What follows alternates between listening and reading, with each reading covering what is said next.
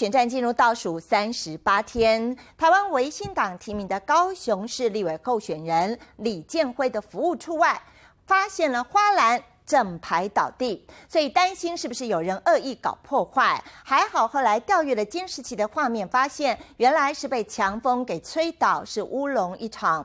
但是李建辉还是怀疑花篮也就算了，因为旁边还有特制的花盆，应该是很稳固才对，怎么也会整个碎裂呢？花篮通通倒地，一个两个，就像是骨牌无一幸免，似乎是被人恶意推倒。这是台湾维新党提名的高雄市立委参选人李建辉的服务处。他的助理来到了这一个竞选总部外面的时候，就发现了这个花盆跟外面碎勾勾。保安局立即调阅监视器来做查证，而且也通知了监视小组来到场采证，排除人为破坏的因素。就怕是选举恩怨或是立场不同的选民发泄情绪，警方不敢大意介入调查，但最后却发现，原来花篮是被强风给吹倒，乌龙一场。